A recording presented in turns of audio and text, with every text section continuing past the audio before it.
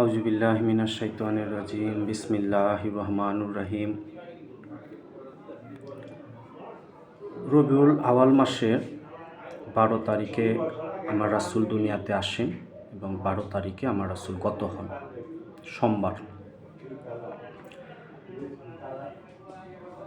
এরকম 12 তারিখে করুণাময় আল্লাহ তাআলা তার প্রিয় হাবিব রাহমাতাল লিল আলামিন, সাইয়্যিদুল আম্বিয়া, শাফিউল মুজনিবিন, ইমামুল মুরসালিন, খাতেমুন নাবিয়িন আহমদ মুজতবা মোহাম্মদ মুস্তফা সাল্লাল্লাহু আলাইহি ওয়াসাল্লাম কে পৃথিবীতে প্রেরণ করেন। সূরা আম্বিয়ার 107 নম্বর আয়াতে আল্লাহ বলতেছেন, ওয়া মা আরসালনাকা ইল্লা রাহমাতাল লিল আলামিন। হে নবী, আমি আপনাকে বিশ্ববাসীর জন্য রহমত স্বরূপ প্রেরণ করেছি।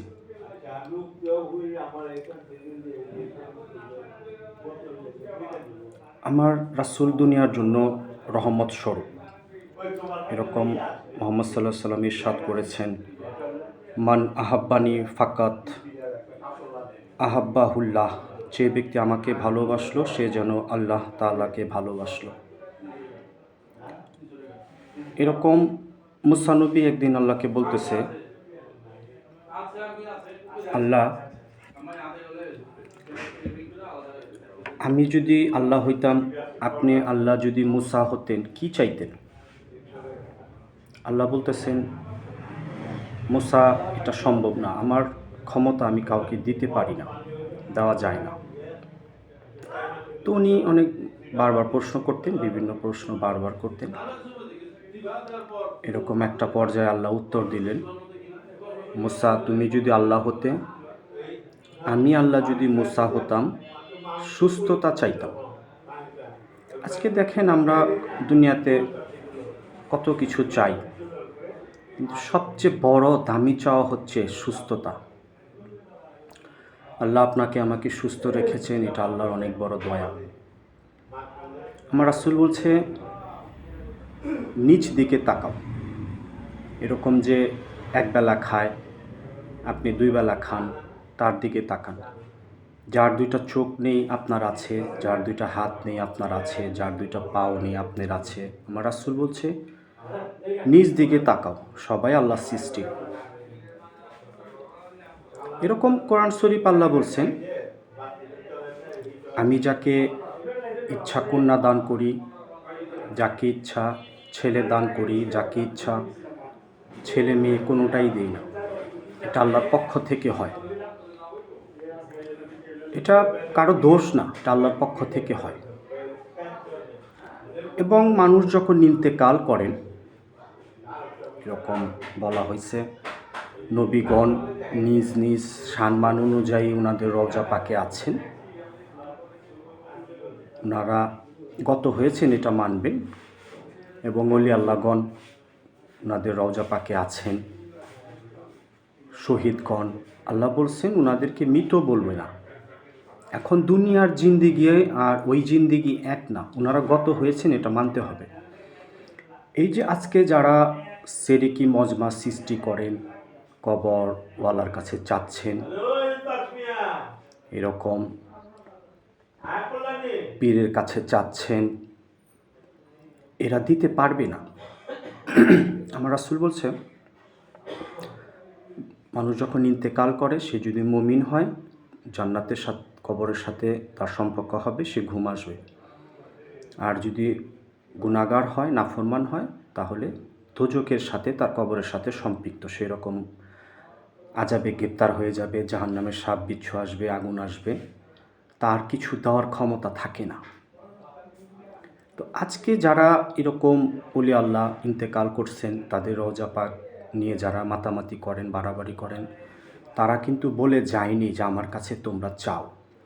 আমার রাসূল বলছে, একমাত্র আল্লাহর কাছে চাইতে হবে। এই যে মাতামাতি বাড়াবাড়ি সেরে করা যাবে না। এরকম সূরা ফুরকানের 70 নম্বর আয়াতে আল্লাহ বলছে, যারা আল্লাহর সাথে সম্পর্ক করে 100% ভালোভাবে, আল্লাহ তাদের পূর্বের গুনাহকে নেকি বানায় দেয়। এবং যে সেরেক করে, আল্লাহর বিরুদ্ধে অবস্থান নেয়, কোরআনের বিরুদ্ধে, হাদিসের বিরুদ্ধে, রাসূলের বিরুদ্ধে, এরকম যারা ভালো আলেম আছে, এটা আল্লাহর দল আলেমদের বিরুদ্ধে যারা অবস্থান নেয় তাদের আর ঈমান থাকে না, তারা মুরতাদ হয়ে যায়। 1999 জন জাহান্নামে যাবে, একজন জান্নাতে যাবে। আজকে দেখেন আমরা কত মানুষ মুসলমান, এরপরও এরকম কেন? 10,000 মানুষের মধ্যে 10 জন জান্নাতে যাবে, 9,990 জন জাহান্নামে যাবে। এত আমল করার পরও, কারণ আমরা এরকম আল্লাহর বিরুদ্ধে অবস্থান নিই। এই যে যারা দলাদলি করতেছেন, হাসরের মাঠে আল্লাহ বলবো যে যাকে ভালোবাসো তার কাতারে চলে যাও। আজকে আমি যদি ভুল লোককে ভালোবাসি, ভুল দলকে ভালোবাসি, তাহলে আমার অবস্থাটা কি হবে? আমরা শুধু আমাদের রাসূলকে ভালোবাসব, রাসূলের দেখানো অনুযায়ী আমরা চলব। আমর বিল মারুফ নাহি আনিল মুনকার, সৎ কাজের আদেশ, অসৎ কাজের নিষেধ করতে হবে।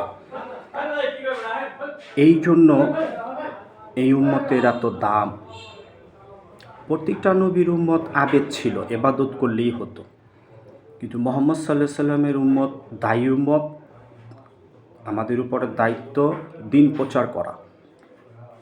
হাসরের মাঠে যখন সবাই জান্নাতি হবে, আমার রাসূল সর্বপ্রথম যাবেন এবং মুহাম্মদ সাল্লাল্লাহু আলাইহি সাল্লামের উম্মত সর্বপ্রথম যাবে সমস্ত নবীর উম্মতের আগে। এই যে মর্তবাটা, এই যে দাম, এই উম্মত দায়ী উম্মত, এই জন্য সে নেক কাজ এরকম করবে এবং অন্যকেও দাওয়াত দিবে, আল্লাহ রাসূলের সাথে পরিচয় করাবে এবং আল্লাহর নাফরমানি হলে এরকম বাধা দিবে। এরকম আল্লাহ রাসূল হাদিস থেকে জানা যায় যে নাফরমানি হচ্ছে আপনি বাধা দিলেন না হাত দিয়ে, এবং মুখ দিয়েও বাধা দিলেন না, এবং মনে মনেও ঘৃণা করলেন না। আল্লাহ রাসূল বলছে তার আর ঈমান অবশিষ্ট নেই। আজকে দেখেন আমরা কত নাফরমানি হয়, আমরা কিন্তু বাধা দিই না। এবং কেউ যদি বিসমিল্লাহ বলে হারাম খানা খায়, তারও আর ঈমান থাকে না।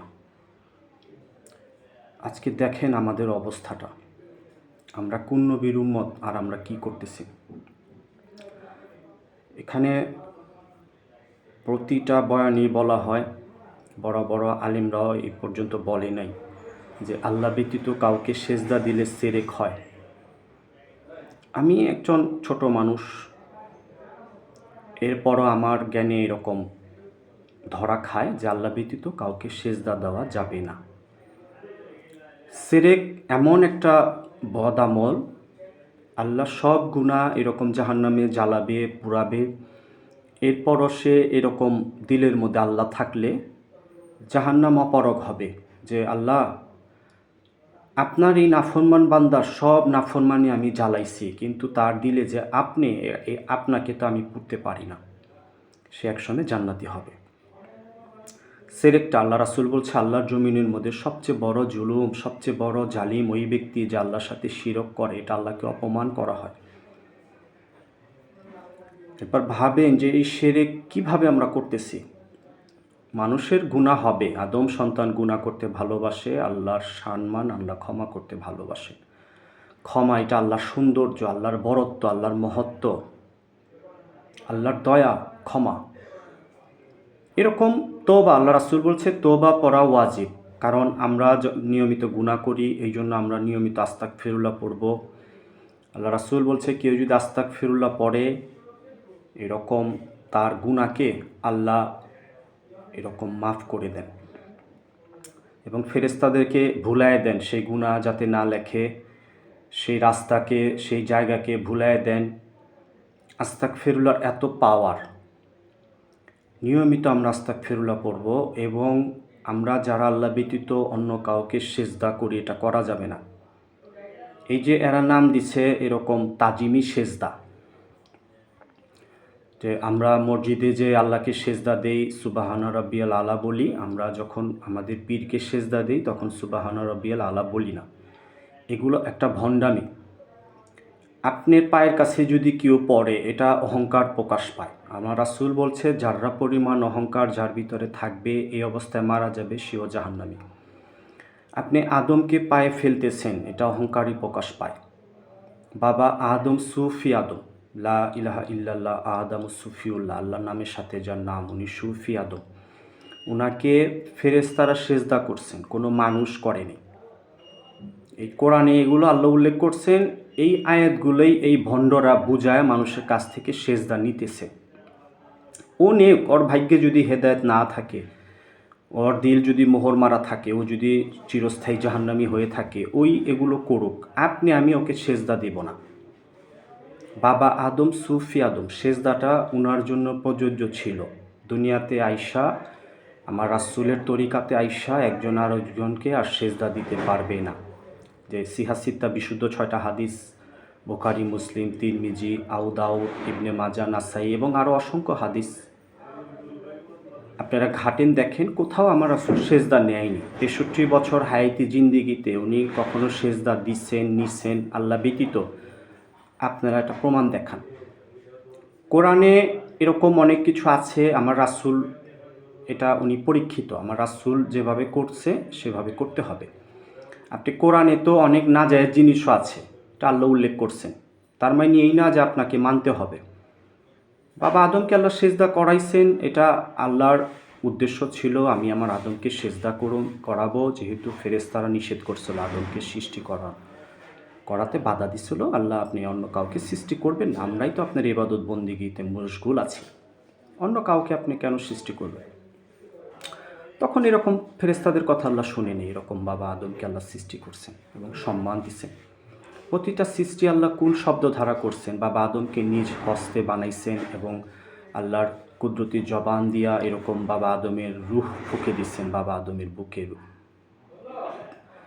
তো ভাবেন বাবা আদমের সম্মান কতটুকু। আমরা বুনি আদম, আমরা সেজদা নিতে পারি না। উনি সুফি আদম, সেজদাটা ওনার জন্য ছিল প্রযোজ্য এবং সেটা আল্লাহর হুকুম ছিল। কিন্তু আমার রাসূলের শরীয়তে আইসা কেউ কাউকে আর সেজদা দিতে পারবে না। আপনি নিজ নিজ অবস্থান থেকে সংশোধন হন, সেজদাটা আল্লাহকে দেন। পূর্বে যদি কেউ এরকম সেজদা কাউকে দিয়ে থাকেন কবরে, মাজারে, এগুলো সংশোধন হন, এগুলো আর চাইবেন না। কোনো মৃত ব্যক্তির কাছে কিছু চাওয়া যাবে না, তার আর এখতিয়ার নাই দেওয়ার। সে গত হয়ে গেছে, সে যদি ঈমান আমল ঠিক করে মরে থাকে তাহলে তার কবর এরকম জান্নাত হয়ে গেছে, সে ঘুমাস্তাছে। আর যদি তার ঈমান দুর্বল থাকে, কবর জাহান্নাম হয়ে গেছে, জাহান্নাম থেকে আগুন, সাপ, বিচ্ছু আইসা তাকে এরকম ঘেরাও করে ফেলাইছে, সে আর কিছু দেওয়ার ক্ষমতা রাখে না। আমাদের কবে পুজো আসবো? সে যদি আল্লাহর বন্ধু হয়ে থাকে, ওলি আল্লাহ হয়ে থাকে, আমরা তার জন্য দোয়া করব, আল্লাহ তাকে জান্নাতের উঁচু মাকাম দান করেন এবং আপনার এই বন্ধুর মতো আখলাক আমাকে দান করেন। এইভাবে চাইতে হবে। আল্লাহ রাসূলকে বলতেছে সাহাবারা, আল্লাহ রাসূল, আমরা কি উসিলা দিয়ে চাইতে পারি? তো আল্লাহ রাসূল বলল, তোমরা এরকম 2 রাকাত নামাজ পড়ে চাইতে পারো, এরকম তোমরা তো অসহায় গরিব, যে 2টা খেজুর খাবে, একটা খেজুর দিয়ে এরকম চাইতে পারো, জিকির করে চাইতে পারো। এইভাবে উসিলা, আপনি অন্য কাউকে উসিলা বানানো যাবে না।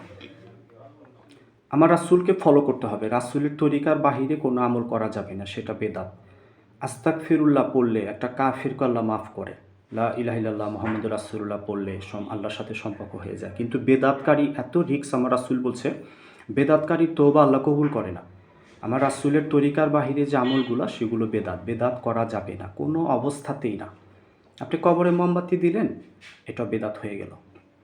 এই জন্য আপনার অনেক আমল কাটা যাবে। হাশরের মাঠে আপনি রাসূল সাল্লাল্লাহু আলাইহি ওয়াসাল্লামের সুপারিশ পাবেন না। একবার ভাবেন, আমার রাসূল, আমার নবী যদি আমার জন্য সুপারিশ না করে, হাউজে কাউসারের পানি না খাওয়ায়, তাহলে আমাদের কি অবস্থাটা হবে? হাউজে কাউসারের পানির মালিক আমার রাসূল, এই পানির মালিক আল্লাহ না। সূরা কাউসার প্রথম আয়াত আল্লাহ বলছে, ইন্না আতাইনাকাল কাউসার, হাবিব, আপনাকে আমি হাউজে কাউসারের মালিক বানাইছি।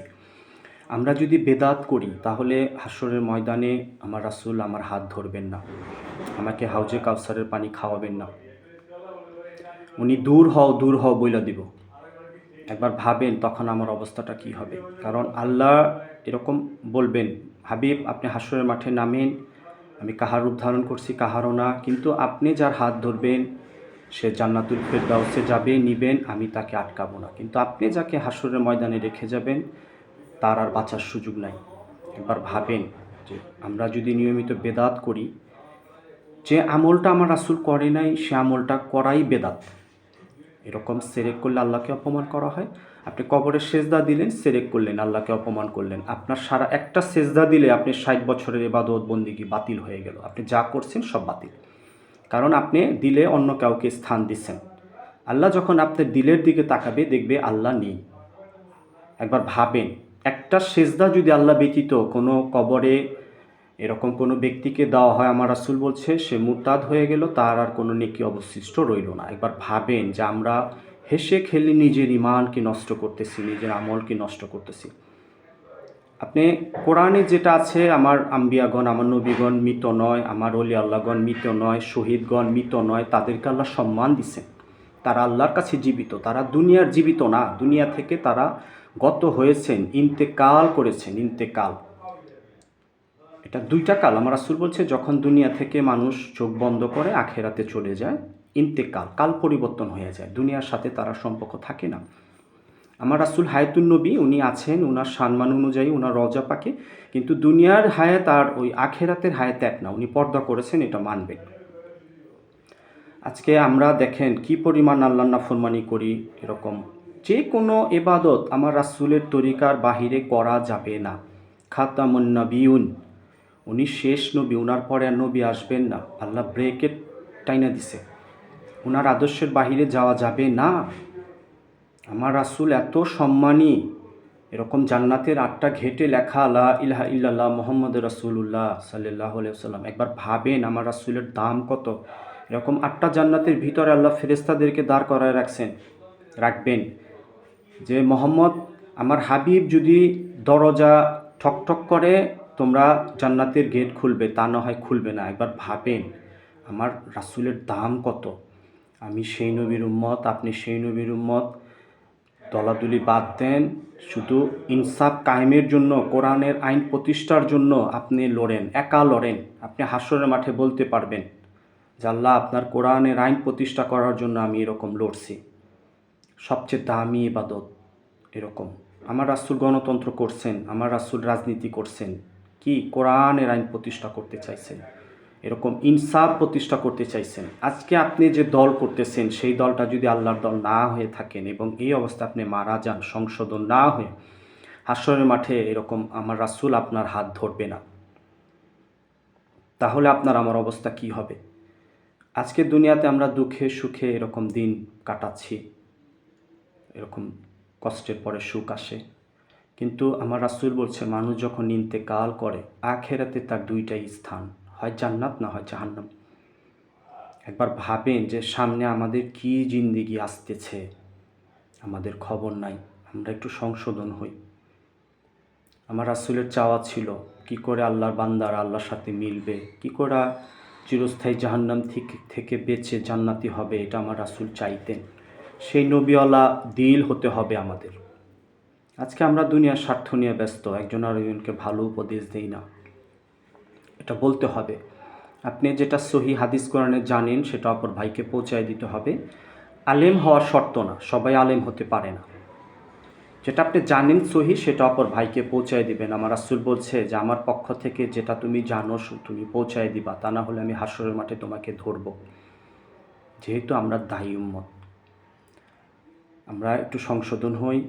এই যে পীরকে এরকম মাজার যে আমরা সিজদা করতেছি এগুলো আমরা করব না। আমি বারবার বলতেছি আলেমদের সাথে বুঝেন এটা শিরক হচ্ছে কি না। আপনি হাসরের মাঠে আর সময় পাবেন না। জাহান্নামে একবার যদি আমরা ঢুকে যাই আর সময় পাবো না। এরকম জাহান্নামের মুখে একদিন এরকম আল্লাহ পাথর ফেলছিল, 70,000 বছর পরে সেটা নিচে পড়ছে। তো নবীজি বলতেছে সাহাবারা এটা কিসের আওয়াজ হলো জানো? আল্লাহ রাসূল আপনি ভালো জানেন, আল্লাহ প্রদত্ত গায়েন আপনার।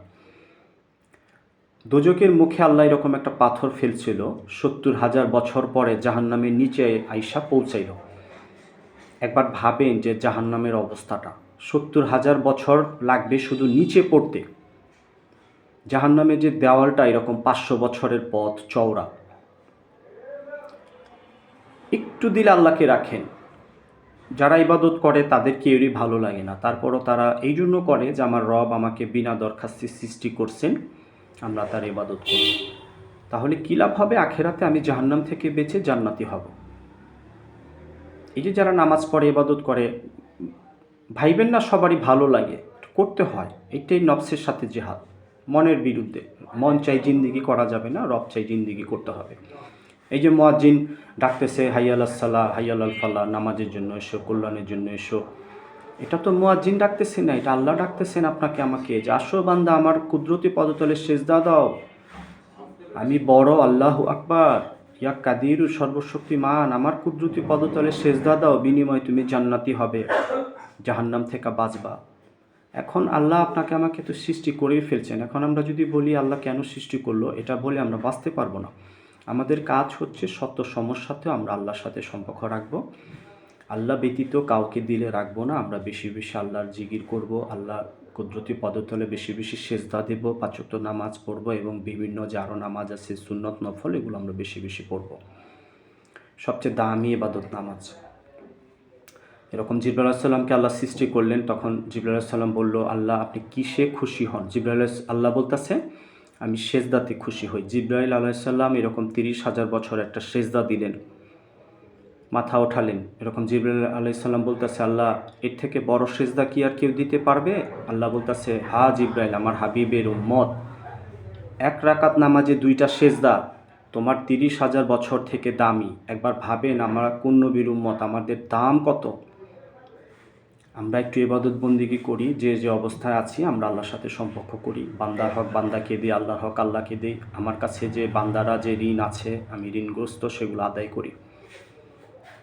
আপনি গার্জিয়ান হিসাবে দোয়া করেন, অল্প কিছু হইলেই আপনার ওয়ারিশ চলতে পারবে, যেহেতু রিজিক আল্লাহ প্রদত্ত।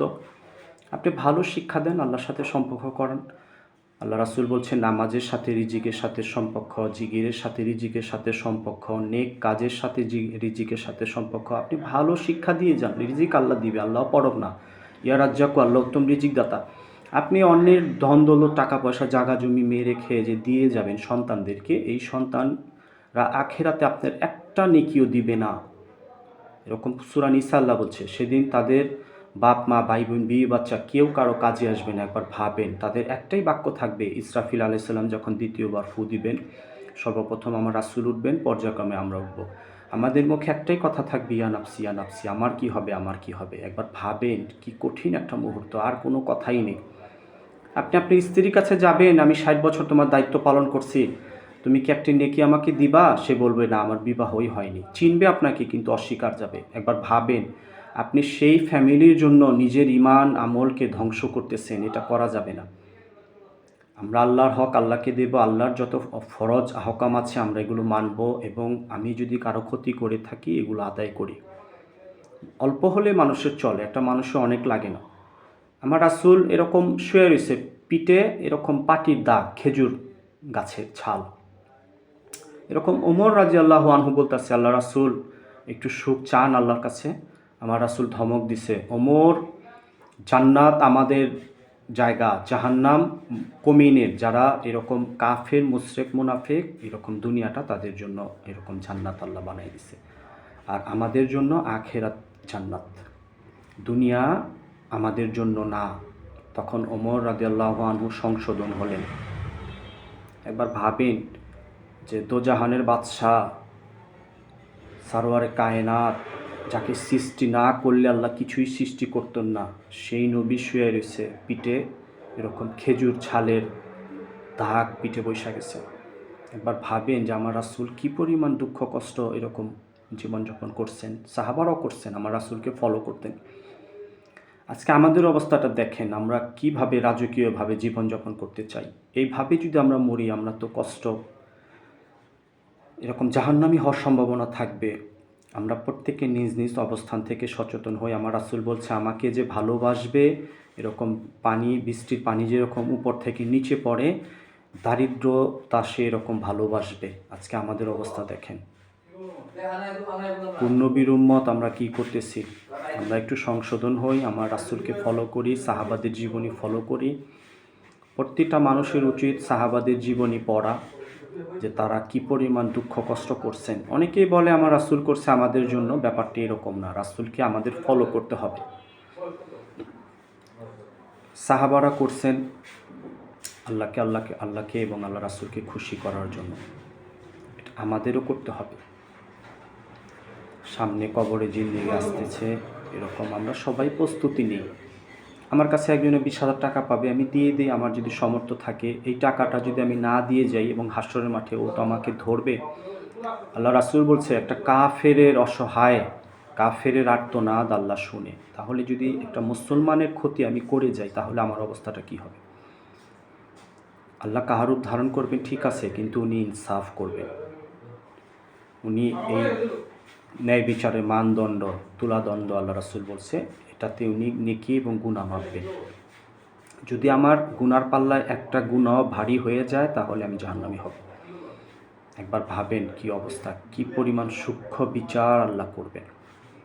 এখানে সূরা জিলজাল 99 নম্বর সূরা, মদিনায় অবতীর্ণ। 7 নম্বর আয়াত আল্লাহ বলছে, ফামাইয়ামাল মিসকালা জাররাতিন খয়রান ইয়ারা, সেদিন তারা তাদের আমলনামায় অনুপরিমাণ নেক কাজ দেখতে পারবে। 8 নম্বর আয়াত, ওয়ামাই ইয়ামাল মিছালা জাররাতিন শাররান ইয়ারা, এবং তারা তাদের আমলনামায় অনুপরিমাণ গুনাহ দেখতে পারবে। অনু বলতে একটা শস্যকে 70 ভাগ করলে 1 ভাগ। আমরা তো দুনিয়াতে এরকম টাকা দিয়ে জোর করে সব কিছু করতেছি, কিন্তু হাসরের মাঠে এরকম আল্লাহ তো ঘুষ খাবেন না, উনি জজ হবেন, আমার রাসূল উকিল হবেন। কি পরিমাণ সূক্ষ্ম বিচার হবে একবার ভাবেন। যদি আমি গুনাহ করতে করতে মরি এবং কবরে সেজদা দিতে দিতে, মাজারে ব্যক্তিকে সেজদা দিতে দিতে যদি আমি মরি, শিরক থাকে আমার অন্তরে, তাহলে তো আমি বরবাদ হয়ে যাব। যে শিরক করবে আমার রাসূলের কাতারভুক্ত সে হতে পারবে না। সে এরকম নমরুদ, ফেরাউন, হামান, কারুন এই সমস্ত জালিমদের সাথে তার হাসর হবে। এবং হাদিসে এরকমও হুঁশিয়ার আছে, বেনামাজির হাসর হবে নমরুদ, ফেরাউন, হামান, কারুনের সাথে। আমরা অনেকেই বলি যে আমি নামাজ না পড়লেও আমার ঈমান আছে।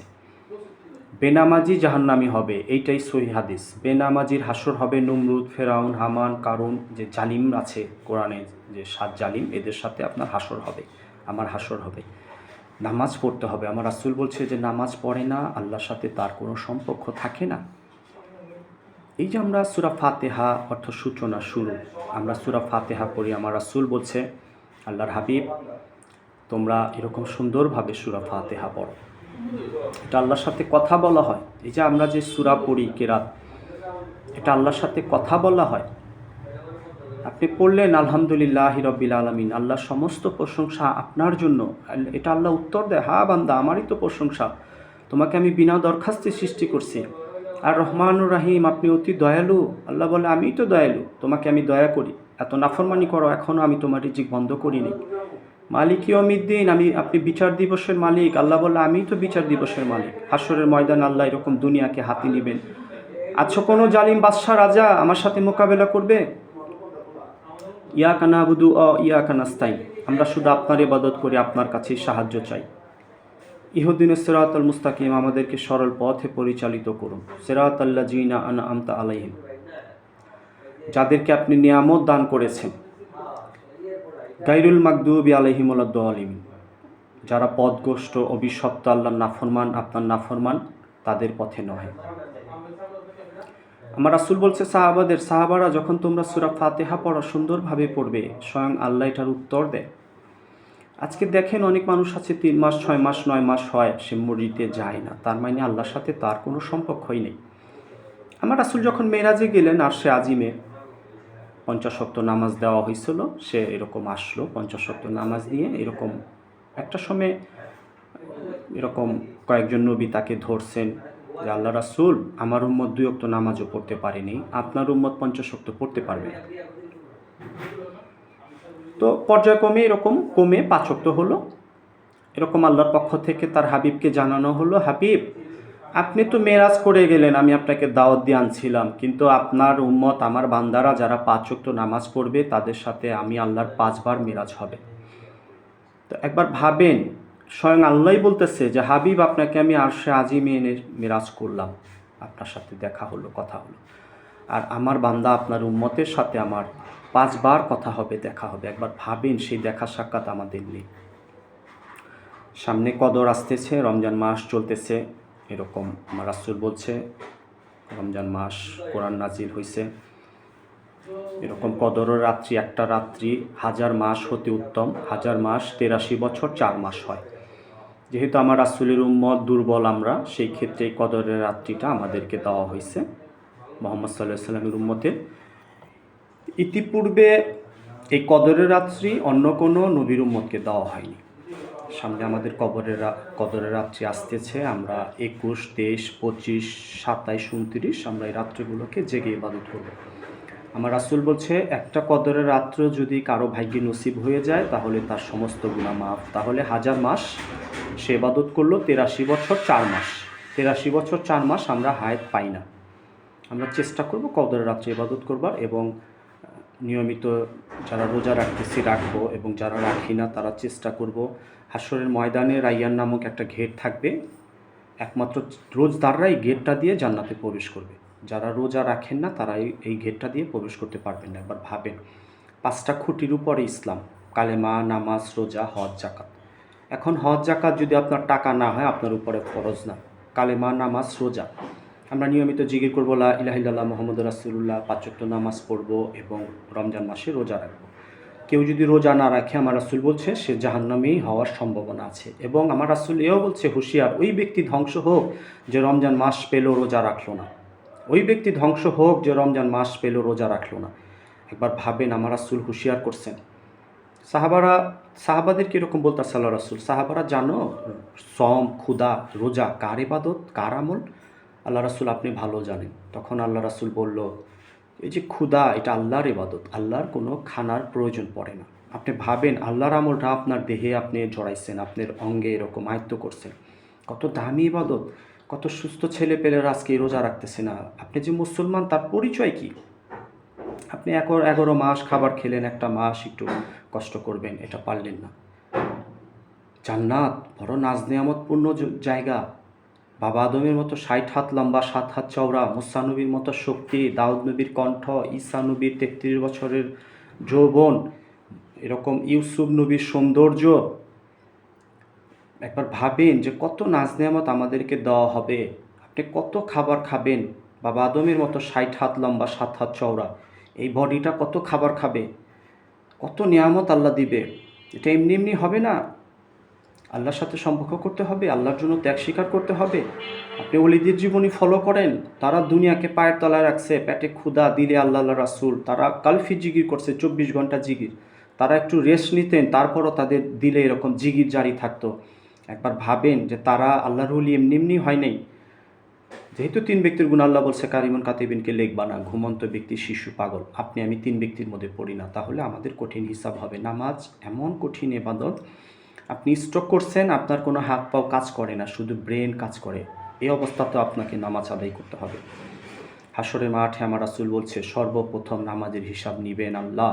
যে নামাজের হিসাব দিতে পারবে সে বাকি হিসাবগুলো দিতে পারবে, আর যে নামাজের হিসাব দিতে পারবে না সে জাহান্নামী হওয়ার সম্ভাবনা, তার সমস্ত ইবাদত বাতিল বলে গণ্য হবে। একবার ভাবেন, আপনি সব কিছু করতেছেন কিন্তু নামাজ পড়তেছেন না, কিন্তু হাশরের মাঠে আল্লাহ নামাজের হিসাবটাই নিবে। প্রত্যেকের নামাজ পড়তে হবে। নামাজ না পড়লে আল্লাহর সাথে সম্পর্ক থাকে না। নামাজি হতে হবে। আমার রাসূল বলছে, বান্দা যখন সেজদা করে সেই সেজদাটা আল্লাহর কুদরতি পদতলে পড়ে।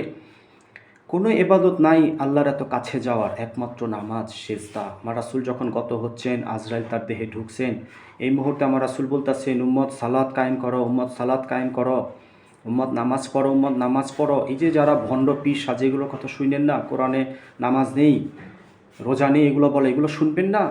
আমার রাসূলকে ফলো করেন, সাহাবাদেরকে ফলো করেন, যারা যোগ্য আলেম ওলামা আছে আমাদের চারপাশে তাদেরকে ফলো করেন। আপনার যদি কোনো জিনিস না জানা থাকে, আলেমদের সাথে আপনি বুঝেন, আলেমদের সাথে পরামর্শ করেন, সহি আলেম, হক্কানি আলেমদের সাথে। ওয়ারিসুতুল আম্বিয়া, তারা নবীদের ওয়ারিস, তাদের সাথে আলোচনা করেন। কোনো ভণ্ড লোকের সাথে সম্পর্ক করবেন না, যারা সিজদা ন্যায় দেয়, মাজার পূজারী, কোনো মাজার পূজারীর সাথে সম্পর্ক করবেন না। আমরা একটু সংশোধন হই, সামনে আমাদের কবর আসতেছে। আল্লাহ সবাইকে সহি বুঝ দান করুন। আমিন আমিন।